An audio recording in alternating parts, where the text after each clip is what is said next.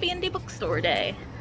To start off, we visited City Books first. I picked up a blind date with a book for like $3. And I got a classic YA of a young woman who gives up a comfortable life in New York City to become a homesteader in Nebraska.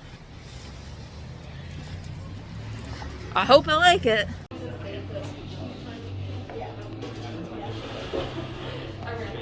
So I had to run home to do our book club discussion on Mouse, which is already on my channel because that is where it was hosted this month. But we just got out of White Whale Books in Bloomfield after visiting City Books on the north side, and Victor and I each picked out a book. Didn't have a couple of the book that I really wanted to get today, and another book that they had was a little too expensive for me. But I picked out Disability Visibility by Alice Swan. And Victor, what did you get? Kitty Quest. We only had the time to visit 2 bookstores on Indie Bookstore Day, but we did get 3 books. Victor picked out Kitty Quest by Phil Corbett, which I think is pretty cool. I got Disability Visibility, First Person Stories from the 21st Century, which was edited by Alice Swan. Once again, I usually only buy rereads. I read this book in January. It was really good, and I think it'd be a good reference back sometimes. And I got a blind date with the book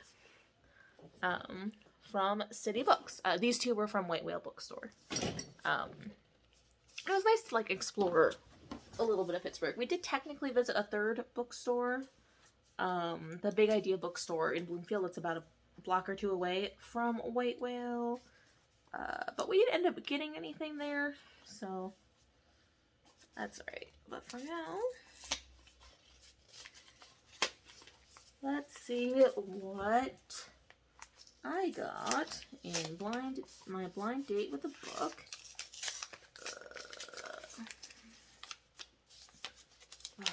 Which is so well wrapped. I mean, I guess they probably wrap a lot of books. A Lantern in Her Hand by Bess Streeter Aldrich.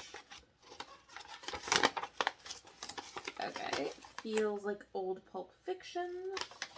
The tape got some of the ink when I ripped it off just then, which kind of makes it difficult. I'm gonna say it's probably published in the 80s. Yeah. First published 1983. I'm very good at just identifying that based on cover and design. But, neat. Not a bad deal from a used bookstore. And, yeah. It was a successful indie bookstore day. I had a nice time.